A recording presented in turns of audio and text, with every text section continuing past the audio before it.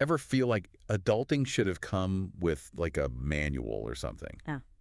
Especially when it comes to money. Yeah. Like they teach you all this stuff in school, but not the really important things, Right. like how to build an emergency fund. That's what we're diving into today, specifically for families. It's huge. Yeah. It's one of those things everybody talks about, but It's more than just like, well, I have some money saved. it really is. And it's about more than just the money too. It's about how to deal with the unexpected and protect your family. Exactly. We dove deep into this article, Effective Emergency Fund Allocation Tips for Families. Okay. And it gets into all of that. Not just the what, but the why and the how. And a good place to start, I guess, is, that thing everyone says about having 3 to 6 months of essential expenses saved up? Yeah. Have you ever wondered, like, where does that number even come from? I have. Is it just some random, It seems kind of arbitrary when you hear it like that. Yeah. It does. Yeah. So it turns out it's actually rooted in some pretty interesting economic modeling. Oh, really? Yeah. So historically, that 3 to 6 month time frame, on average, it gave people a reasonable amount of time to find a new job if they lost theirs. Okay. Obviously, the job market is different now than it was, however many years ago. Mm-hmm. But that principle still kind of holds true. Right. Makes sense. You need that breathing room. Like, Yeah. if something happens, you don't want to have to make these, like, drastic financial decisions. Absolutely. You need time to adjust. Exactly. But what the article really emphasizes, too, is that it's not one size fits all. Right. And they talk about assessing your family's, like, unique risks, Yeah. which, like, makes total sense. Because it's not just about some, average. It's about your family's specific circumstances. And your individual risks. Right. Yeah. Like if you think about, let's say, owning a car, an older car probably going to have more breakdowns. It's kind of unpredictable. Yep. Versus like a newer, more reliable car, that plays a role in how much you might want to have in your emergency fund, right? For sure. For sure. You got to factor in those potential costs. Yeah. No, that's a really clear example. Like, oh, yeah. Yeah. Because even, or think about if you live in an area where maybe there's a higher risk of natural disasters. Oh, yeah, definitely. So now your emergency fund is not just about like, oh, job security. It's about like, what if, we have a hurricane? Absolutely. You know. It's like a whole other level of preparedness. It is. How do you even begin to like factor in all those variables? It's kind of overwhelming. It can be, yeah. And the article suggests this exercise, which I think is really interesting. It basically says, sit down with your family and talk about these potential risks. Like, really talk about it. Oh, well, yeah. It's not just about the numbers. It's about, like, your values and what's important to you as a family, right? So it becomes less of a, like, solo mission to figure this all out and more of a, like, we're all in this together. Exactly. Yeah, I like that. Yeah. So, okay, so then let's say you've done that, you've thought about these things. The article talks about keeping this emergency fund in a high-interest savings account. Why that kind of account? Well, for a few reasons. I mean, first and foremost, you need to be able to access that money quickly in an emergency, right? Of course. And a savings account gives you that. It's called liquidity. Okay. Then, you want it to grow a bit while it's sitting there, but you don't want to take on a ton of risks. Because you don't want to, like, check your emergency fund and it's suddenly half the size because the market tanked. Exactly. You need that security, that predictability. And then the third reason, which is, I think really key, the article highlights this too, is the power of compounding interest. Even a small interest rate over time can really add up. It helps grow your savings passively. Pennies make pounds, or whatever that saying is. Exactly. Exactly, little by little. Okay, so speaking of, like, protecting your money, Yeah. they talk about FDIC insurance. Yeah. And I feel like this is one of those things where people are like, oh, yeah, FDIC insurance, but do we really know what it is? Right. Well, Right. It sounds familiar, but Yeah. explain it to me. So it's basically like insurance for your money, right? Okay. So up to $250,000 per depositor, per insured bank. So even if something happens to the bank itself, your money it's protected. Oh, wow. So it's like, what, a backup for your backup? It's like the backup generator, Yeah. You hope you never need it, but it's there. Right. Gives you peace of mind, though. Yes, exactly. It does. What I thought was really interesting is how the article gets into the human side of money, like specifically with families, family dynamics. Oh, yeah. Because it's not just like the mechanics of saving. It's the whole communication piece around money with Yes, your family. exactly. Like getting everybody on board with like, this is the plan, this is what we're doing. Right. And I think that's where it starts to get really interesting. It's like instead of it being this big scary thing, you know, money, it's like we're all going to talk about this. We're going to figure this out together. Yeah. And it normalizes it for the kids too, right? Exactly. Like this is just what we do. We talk about money, we plan for the future. Yes.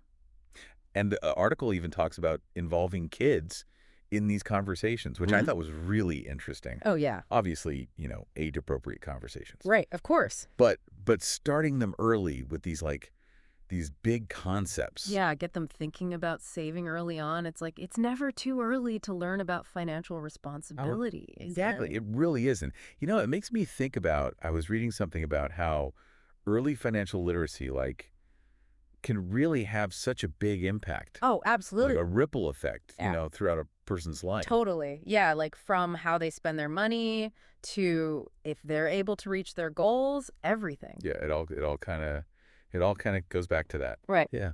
And the article talks about, giving kids like visual representations of savings, like a piggy bank, which seems so simple, but like it works. It does. Or even like a savings account that they can actually like, check. So they can see the progress, right? Yeah. It makes it real. Yeah, exactly. It's not just this like abstract idea. Did you have a piggy bank as a kid? Oh yeah. Yeah, I did. Yeah. I remember like I loved putting the coins in, but then it was so hard to get them out, Right. You almost didn't want to. You're like, no, it's in there. It's like a little vault, but then you finally crack it open and oh, it's so exciting. Yeah, I was like, oh, look at all this money. Yes. I mean, and it's not just about, again, like the actual money, right? Yeah. It's about the habit that it's building. Yeah, for sure. Like Yeah. delayed gratification, planning for the future, Yes, important stuff. it is. It is. The article also mentions, reviewing your emergency fund regularly, adjusting it Hmm. as things change in life, because they do. Yeah, life is all about change. Right. Like you get a new job, your family grows, you have unexpected medical bills. I mean, it all affects how much you need. Yeah, and you don't want to just like set it and forget it. It's got to be a living, breathing. It's like, like going to the mechanic to get your car checked. Yeah, exactly. Like you wouldn't just wait till it breaks down, hopefully. Right. You know? You got to stay on top of it, be proactive. Yeah. Okay, so let's say something happens and you have to actually use your emergency fund. Right.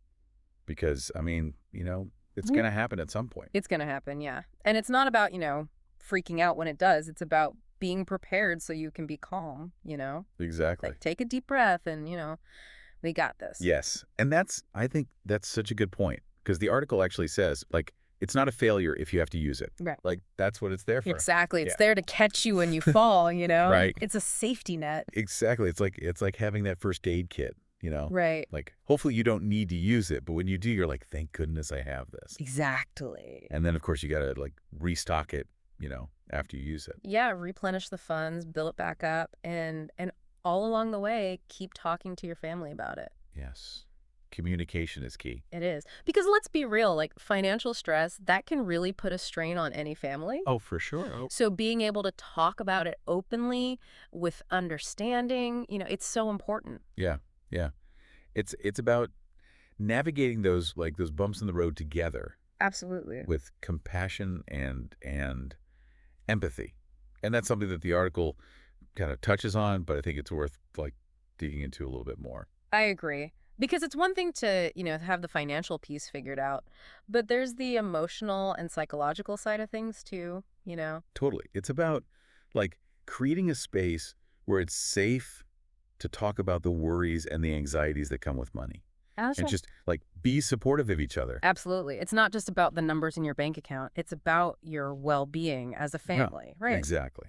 Yeah. And knowing that you're all in it together, I think that makes such a huge difference. It really does. It really does. And that actually can be like, I don't know, almost like a bonding experience in a way, right? It is. It's like instead of this being something we avoid talking about, like it's a burden, it's like how can we use this as an opportunity to learn and grow together? Right. And The article actually kind of touches on that, like shifting the perspective Yeah. from, oh, we got to talk about money again, to like, okay, how can we make this work? How can we reach our goals? Just like family brainstorming time. Exactly. Like, instead of just being like, okay, what can we cut from the budget? It's like, okay, how can we be more creative about this? Or even like, I don't know, even thinking about, like, are there ways we can, I don't know, like, make extra money as a family? Yeah. Or even just little things like instead of going to the movies, let's do a family movie night at home, you Oh, know? well, yeah, yeah. Or let's, I don't know, start a little garden so we can, save on groceries. Like just these little things can make a big difference. They do, they add up. And I think, like, what I like about that too is it's not just like, mom and dad saying, this is what we're doing. Right. It gets everyone involved. Everyone's part of the solution. Yes, exactly. And that, like, that sense of, like, we're all responsible for this. It's empowering, you know? It is. It is. And that goes for the emotional side of things too, right? Oh, Like, for sure. like the article doesn't really get into like the nitty-gritty of how to deal with the stress. Yeah. But it does highlight how important that family support system is. Right.